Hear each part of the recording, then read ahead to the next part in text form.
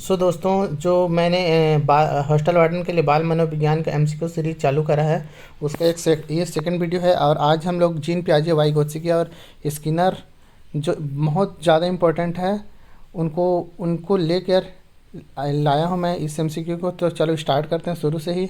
तो जीन पियाजे के सिद्धांत की डेकेंटेरेशन क्या है? तो इसका आंसर क्या है बताइए। ऑप्शन ए, एक से अधिक चीज़ों को बारी बारी ध्यान केंद्रित करना।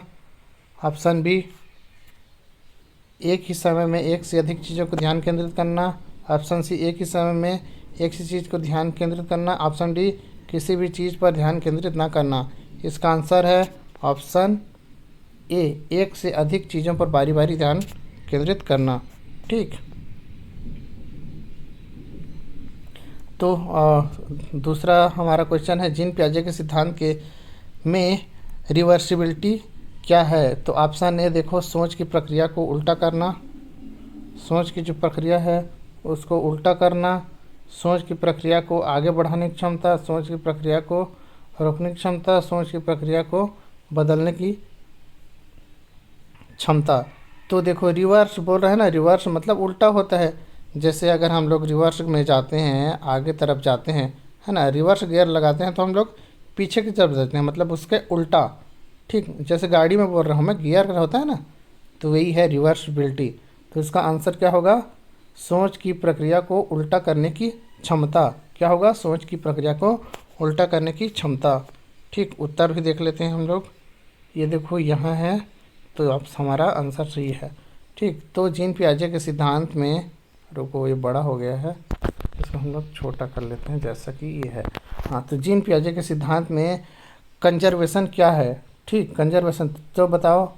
वस्तुओं की मात्रा, नीचे तो आंसर दिख रहा है, चलो फिर भी देखने दो। वस्तु की मात्राओं या संख्याओं में परिवर्तन की समझ।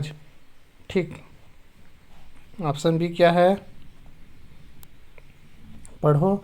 वस्तुओं की मात्रा या संख्या में परिवर्तन की अनदेखी। ऑप्शन सी, वस्तुओं की मात्रा या संख्या में परिवर्तन की कल्पना। डी है, वस्तुओं की मात्रा या संख्या में परिवर्तन की भावना। इसका आंसर आप लोग को दिख रहा है, ऑप्शन ए है, वस्तुओं की मात्रा या संख्या में परिवर्तन की समझ। ये ऑप्शन ए। ठीक, आगे से आंसर नहीं दिखेगा, ऐसा कुछ करेंगे। ठीक, हाँ, तो यहाँ तक देख लेते हैं। जीन पियाजे के सिद्धांत में संज्ञानात्मक विकास के कितने चरण होते हैं? इसको सभी को पता है, चलो बताओ। तो 2 चरण होते हैं, 3 चरण होते हैं, या 4 या 5? तो इसके कौन से चरण होते हैं? तो इसके होते हैं 4 चरण। ठीक है, ऑप्शन सी हमारा आंसर है। पियाजे के सिद्धांत में संज्ञानात्मक विकास के 4 चरण होते हैं। ठीक, चलो नेक्स्ट क्वेश्चन है हमारा, यहाँ से देख लेते हैं। जीन पियाजे के सिद्धांत में प्री ऑपरेशन स्टेज की विशेषता क्या है? तो बच्चे वस्तुओं को देखकर सोचते हैं, बच्चे वस्तुओं को छूकर सोचते हैं, बच्चे वस्तुओं को देखकर छूकर सोचते हैं, बच्चे वस्तुओं को देखे बिना सोचते हैं। बताओ। तो ऑप्शन डी तो हमारा गलत होने वाला है। ठीक, ऑप्शन बी भी गलत होने वाला है। अब ए और सी में देखो आप कौन सा आंसर कर रहे हो। ठीक है, प्री ऑपरेशनल स्टेज बोल रहा है सबसे पहले। तो क्या होगा? चलो आंसर देखते हैं हम लोग, सीधे आंसर ही देख लेते हैं। ठीक है, तो ऑप्शन ए, वस्तुओं को देखकर सोचता है। ठीक, ऑप्शन ए है उसका उत्तर। चलो देखो, इसमें जीन पियाजे के सिद्धांत में कंक्रीट ऑपरेशनल स्टेज की विशेषता क्या है? कंक्रीट बोल रहा है, तो ऑप्शन ए, बच्चे वस्तुओं को देखकर और छूकर सोचते हैं। ऑप्शन बी, बच्चे वस्तुओं को देखे बिना सोचते हैं। ऑप्शन सी, बच्चे वस्तुओं को छूकर सोचते हैं, बच्चे वस्तुओं को देखकर सोचते हैं। बताओ। तो इसका आंसर होगा, बताओ। हाँ, इसमें आंसर नहीं दिया, चलो बताओ।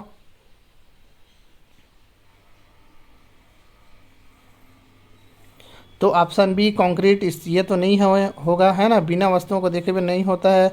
तो इसमें वस्तुओं को देखकर और छूकर सोचते हैं, ये कंक्रीट है। ठीक है, question number 7, B F Skinner आ गया। बी एफ स्किनर के सिद्धांत में ऑपरेंट कंडीशनिंग क्या है बताओ।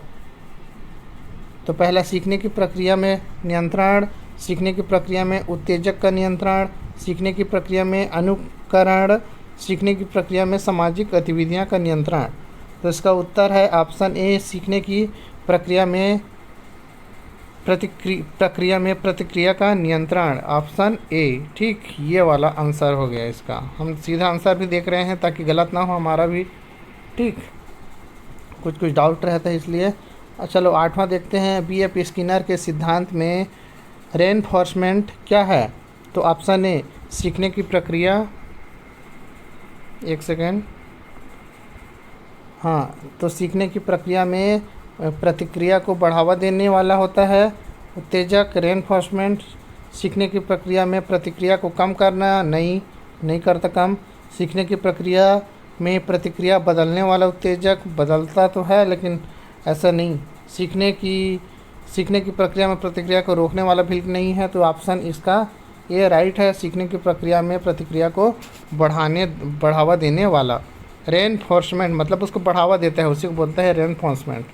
ठीक, जो बीएफ स्किनर के सिद्धांत से रिलेटेड है। ठीक है, इसको भी ध्यान रखना कि स्कैफोल्डिंग किसका है, रेनफोर्समेंट किसका है, ऐसा। देखो बीएफ स्किनर के सिद्धांत में चेन ऑफ बिहेवियर क्या है। तो ऑप्शन ए, देखो ऐसे क्वेश्चन आएगा तो बनने से थोड़ा दिक्कत होगा क्योंकि इसको हम लोग बहुत कम ही पढ़े हैं, सब लोग नहीं पढ़े हैं। इसको देखो तो क्या है, ऑप्शन ए, श्रृंखला में जुड़ी हुई प्रतिक्रियाएं, एक श्रृंखला में जुड़े हुए उत्तेजक, एक श्रृंखला में जुड़े हुए अनुकरण, या डी, एक श्रृंखला में जुड़े हुए सामाजिक गतिविधियां। इसका आंसर इधर नीचे दिया गया है, एक श्रृंखला में जुड़ी हुई प्रतिक्रियाएं, ऑप्शन ए, एक श्रृंखला में जुड़ी हुई प्रतिक्रियाएं। तो देखो ये इसका आप ऐसे ही आंसर लगा सकते थे, चेन ऑफ बिहेवियर बोला है ना, तो चेन को हम श्रृंखला से जोड़ सकते हैं ऐसे, और इसका आंसर हम निकाल सकते थे। इसका भी आंसर इसी में दिखता रहता है यार, मुझे नहीं आ रहा है, आपसे चेंज करेंगे, ऐसे नहीं बनाएंगे। तो 10वां क्वेश्चन है, बीएफ स्किनर के सिद्धांत में शेपिंग क्या है। शेपिंग तो ऑप्शन ए देखो, इसका आंसर तो एक विशिष्ट सामाजिक गतिविधियों को प्राप्त करने के लिए है धीरे धीरे प्रतिक्रियाओं को बदलना। सीधा आंसर सीधा बता दे रहा हूँ मैं, सीधा आंसर दिख गया तो और क्या ही करूँ मैं। देखो ये शेपिंग है ना, इसका क्या होता है, एक विशिष्ट प्रतिक्रिया को प्राप्त करने के लिए धीरे धीरे प्रतिक्रियाओं को बदलना है। जो प्रतिक्रियाओं को बदलना है यही को बोल रहा है शेपिंग। शेप किसी का शेप होता है ना, जैसे ये देखो, ये गोल शेप हो गया, ये ट्रायंगल शेप हो गया, तो यही है शेप, इसी को बोल रहा है शेप को बदलना, धीरे धीरे प्रतिक्रियाओं को बदलना। ठीक, आगे चलते हैं। चलो, बीएफ स्किनर के सिद्धांत में मेंटेनेंस क्या है। चलो मेंटेनेंस क्या है बताओ। तो ऑप्शन ए, सीखी हुई प्रतिक्रिया को बनाए रखना, ऑप्शन बी, सीखे हुए उत्तेजक को बनाए रखना, ऑप्शन सी, सीखे हुए अनुकरण को बनाए रखना, ऑप्शन डी, सीखी हुई सामाजिक गतिविधियों को बनाए रखना। तो इसका आंसर ये है, आप लोग देख चुके होंगे मेरे को लग रहा है, सीखी हुई प्रतिक्रिया को बनाए रखना। मेंटेनेंस आप जान रहे हो, मेंटेनेंस जो नॉर्मल शब्द है, नॉर्मल सब लोग जानते हैं इसको, वही चीज़ है मेंटेनेंस। सीखी हुई प्रतिक्रिया को बनाए रखना ही हमारा मेंटेनेंस है। ठीक, अब आ गया लेव वाइगोत्स्की। तो इन्होंने कौन सा सिद्धांत दिया बताओ। सामाजिक का दिया ना, सामाजिक संस्कृति का सिद्धांत यही दिए हैं लेव वाइगोत्स्की। चलो पढ़ते हैं। लेव वाइगोत्स्की के सिद्धांत में इमीडिएट स्पीच क्या है। चलो बताओ इमीडिएट स्पीच क्या है। ऑप्शन ए, बच्चे द्वारा तुरंत बोली जाने वाली, इमीडिएट बोल रहे हैं ना, इमीडिएट बोलता हूँ, इमीडिएट है वही है, बच्चे द्वारा तुरंत बोली जाने वाली भाषा। ऑप्शन बी, बच्चे द्वारा बाद में बोली जाने वाली भाषा। ऑप्शन सी, बच्चे द्वारा सोची जाने वाली भाषा। ऑप्शन डी, बच्चे द्वारा लिखी जाने वाली भाषा। तो इसका आंसर क्या होगा, इमीडिएट बोल रहा है ना, तो इसका आंसर तो ऑप्शन ए होने वाला है, तुरंत बोली जाने वाली भाषा। बच्चे द्वारा तुरंत बोली जाने वाली भाषा ही इमीडिएट है। ठीक, ये लेव वाइगोत्स्की के सिद्धांत के अनुसार है। आंसर हमारा सही है। चलो यहाँ से देख लेते हैं। लेव वाइगोत्स्की के सिद्धांत में प्रीलिंगुअल क्या लिखा है, बाईलिंगुअल, प्री बाईलिंगुअल थॉट क्या है। ठीक, हिंदी में ये इसको ये इंग्लिश में रहता तो अच्छे से पढ़ पाती, ये हिंदी में लिखा रहता है ना, थोड़ा सा समझ में, थोड़ा सा पढ़ने में दिक्कत होता है, तो इसको आप लोग नेगलेक्ट करना। ठीक है, तो सबसे पहले प्री बाईलिंगुअल बोल रहे हैं ना, थॉट क्या है, तो बच्चे के विचार जो भाषा के पहले आते हैं, प्री बाईलिंगुअल पहले आते हैं, क्या ये सही है। बी, बच्चे के विचार जो भाषा के साथ आते हैं, क्या ये सही है। बी, ऑप्शन सी, बच्चे के विचार को भाषा के बाद आते हैं, क्या ये सही है। ऑप्शन डी, बच्चे के विचार जो भाषा से स्वतंत्र है। तो बताओ, प्री बाईलिंगुअल बोल रहे हैं ना, तो चलो आप बताओ। तो इसका ऑप्शन ए होना चाहिए, बच्चे के विचार जो भाषा से पहले आते हैं। ठीक, आंसर देख लेते हैं। तो ऑप्शन ए, बच्चे के विचार जो भाषा से पहले आते हैं, वही सही है। ठीक है, तो ये डी ऑप्शन खुल जा। हाँ, तो लेव वाइगोत्स्की के सिद्धांत में जोन ऑफ प्रॉक्सिमल डेवलपमेंट क्या है। ये सबसे ज़्यादा इंपॉर्टेंट है और बहुत ज़्यादा पूछने वाला क्वेश्चन है, जो सी टेट सी टेट जितने भी टेट हैं उस सब में ये आता ही आता है, ये बहुत इंपॉर्टेंट है, जोन ऑफ प्रॉक्सिमल डेवलपमेंट। इसका मैं थोड़ा सा अभी बताऊंगा थ्योरी भी कि ये होता क्या है। चलो पहले पढ़ते हैं। तो ऑप्शन ए, एक बच्चे की वर्तमान संज्ञानात्मक क्षमता होती है, एक बच्चे की भविष्य की संज्ञानात्मक क्षमता होती है, एक बच्चे की वर्तमान और भविष्य के संज्ञानात्मक क्षमता के बीच का अंतर होता है।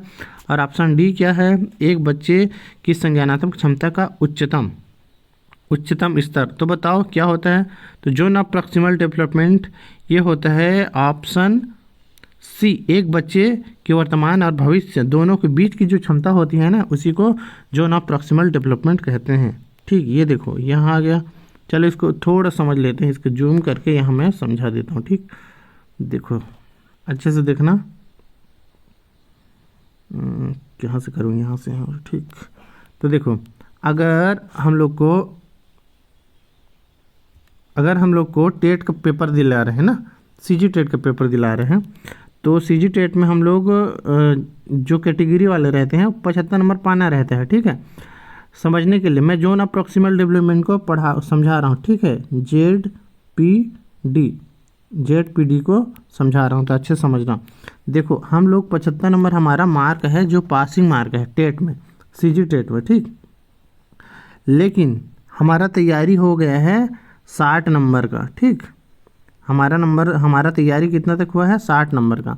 और हम अगर कोई टीचर से पढ़ते हैं तो हमको 80 से 90 नंबर का तैयारी करा रहे हैं हमारा टीचर, समझ जाओ। ठीक, समझने के लिए समझते रहो। हमारा पासिंग पेपर नंबर कितना है, 75, हमारा तैयारी हुआ है 60 नंबर का, और 80 से 90 नंबर हमारे टीचर पढ़ा रहे हैं।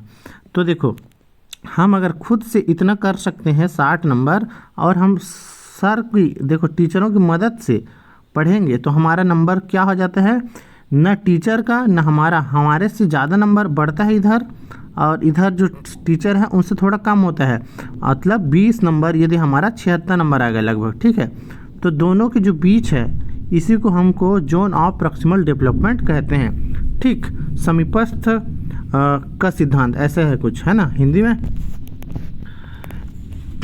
तो ये हो गया जोन ऑफ प्रॉक्सिमल डेवलपमेंट, तो ये होता है जोन ऑफ प्रॉक्सिमल डेवलपमेंट, आप समझ गए होंगे।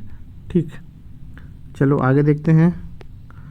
तो नेक्स्ट क्वेश्चन, कितना क्वेश्चन था हमारा 13 नंबर क्वेश्चन था।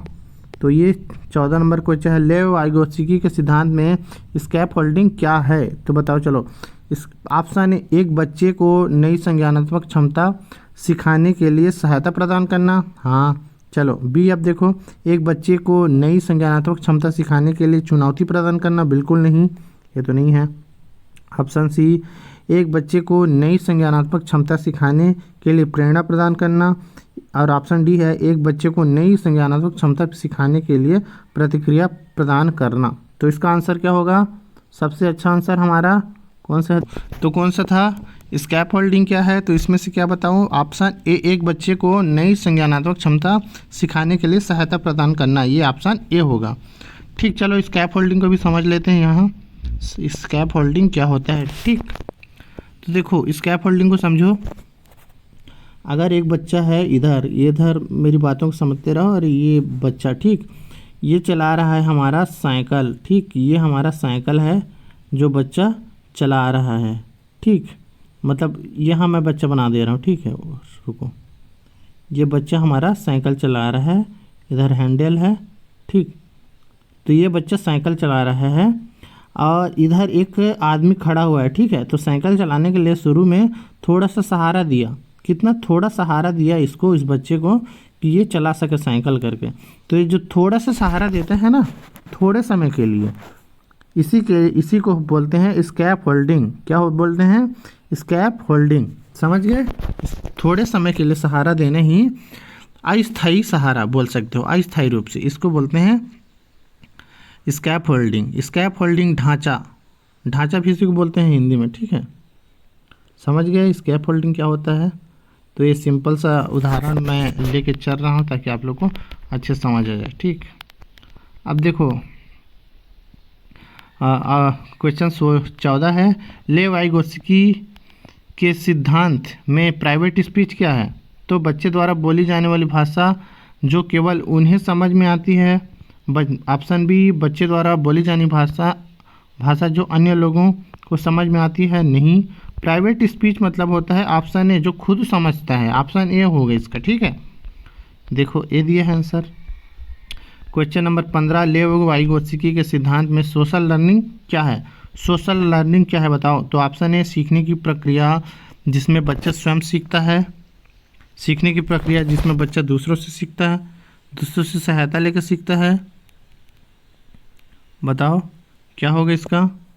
सीधा सीधा आंसर देखते हैं इसका। देखो, सीखने की प्रक्रिया में बच्चा प्राकृतिक पर्यावरण से सीखता है, नहीं। सीखने की प्रक्रिया में जिसमें बच्चा शिक्षक से, तो नहीं। ये सीखने की ऑप्शन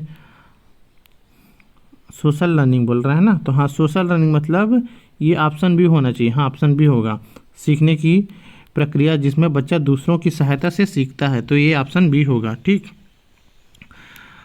तो क्वेश्चन नंबर 16, वाइगोत्स्की के जोन ऑफ प्रॉक्सिमल डेवलपमेंट को परिभाषित कीजिए। तो इसको मैं बताया था, चलो एक बार देख लेते हैं क्या आंसर होगा। तो पहला, एक बच्चे की वर्तमान योग्यता का स्तर। बी, एक बच्चे की संभावित योग्यता का स्तर। एक बच्चे की योग्यता का स्तर जो उन्हें स्वतंत्र रूप से प्राप्त करने में सक्षम है।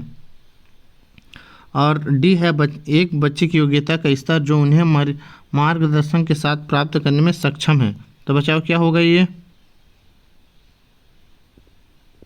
चलो देख लेते हैं इसमें। देखो ऑप्शन डी, एक बच्चे की योग्यता का स्तर जो उन्हें मार्गदर्शन के साथ प्राप्त करने की सक्षम है।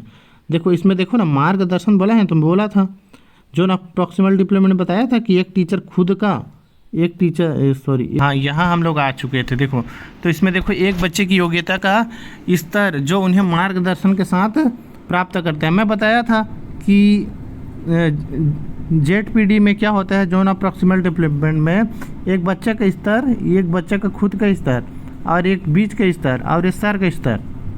तो सर जो हेल्प करते हैं ना, और हेल्प करने से जो बीच में जो जैसे मार्क आएगा, जैसे 75 नंबर बताया था मैं टीचर वाले CTT में, CGTT में। तो और जो वो बच्चा रहता है, स्टूडेंट रहता है, उसका 60 नंबर खुद से पढ़ के इतना नंबर लाता रहता है वो, और 75 नंबर पासिंग मार्क है। अब इधर 80-90 नंबर टीचर के पढ़ाने से हो रहा है उसको प्राप्त। तो इन दोनों के जो बीच का जो चीज़ है ना, बीच का जो नंबर है ना, उसी को बोलते हैं जोन ऑफ प्रॉक्सिमल डेवलपमेंट। तो इसमें भी वही है, एक बच्चे की योग्यता, उसका जो योग्यता का स्तर है, और उन्हें मार्गदर्शन टीचर के, तो उनके साथ जो प्राप्त होता है उसी को बोलते हैं जोन ऑफ प्रॉक्सिमल डेवलपमेंट, ठीक, समझे? हाँ, तो यही है। नेक्स्ट देखते हैं, वाइगोत्स्की के सिद्धांत का उपयोग किस क्षेत्र में किया जाता है? तो पहला, केवल शिक्षा में। बी, केवल मनोविज्ञान में। सी, शिक्षा, मनोविज्ञान और सामाजिक कार्य में। और डी जो है इनमें से कोई नहीं। तो बताओ इसमें से क्या है? तो इसमें से ऑप्शन सी, शिक्षा, मनोविज्ञान और सामाजिक कार्य, ये तीनों शिक्षा, मनोविज्ञान और सामाजिक कार्य से रहता है, ठीक। वाइगोत्स्की के सिद्धांत का उपयोग तीनों में करते हैं, ठीक। हो गया ये, आगे जाएंगे हम लोग। तो क्वेश्चन 18, वाइगोत्स्की के अनुसार बच्चों के सीखने में कौन सा तरीका सबसे प्रभावी है? चलो बताओ। ऑप्शन ए स्वतंत्र अध्ययन, ऑप्शन बी मार्गदर्शन और सहयोग, ऑप्शन सी प्रत्यक्ष निर्देश, ऑप्शन डी पुरस्कार और दंड। बताओ। तो वाइगोत्स्की के अनुसार जो है ऑप्शन डी नहीं है, ऑप्शन डी नहीं है। इसमें देखो नीचे दिख रहा है मार्गदर्शन और सहयोग है। ठीक, गलती हो जाता है दोस्तों, क्या करेंगे। तो देखो मार्गदर्शन डी है ऑप्शन। ठीक, मार्गदर्शन और सहयोग ये होगा। तो 18 वाइगोत्स्की के अनुसार बच्चों के सीखने में कौन सा तरीका सबसे प्रभावी है? तो ऑप्शन ए स्वतंत्र अध्ययन, ऑप्शन बी मार्गदर्शन और सहयोग, ऑप्शन सी प्रत्यक्ष निर्देश, ऑप्शन डी पुरस्कार और दंड। तो बी है क्या? मार्गदर्शन और सहयोग इसका आंसर है। ठीक, लास्ट क्वेश्चन है हमारा आज का। चलो देखो, वाइगोत्स्की के अनुसार बच्चों के विकास में कौन सा कारक सबसे महत्वपूर्ण है? तो आनुवंशिक कारण, पर्यावरण, संस्कृति या प्रेरणा। तो इसका आंसर मैं सीधा सीधा बता दे रहा हूँ, ऑप्शन सी होगा इसका आंसर, संस्कृति। वाइगोत्स्की ने सामाजिक और संस्कृति पे ज़्यादा फोकस करा है। ठीक है, तो ये हो गया हमारा आज का एमसीक्यू, जो बहुत ज़्यादा इम्पोर्टेंट था। और आगे भी मैं बुद्धि, अवस्था, विकास, ये सब का भी एमसीक्यू लाऊंगा, जो आपको बाल मनोविज्ञान में 10 में से 10 नंबर पाने के लिए बहुत हेल्पफुल रहेगा। ठीक है, थैंक यू।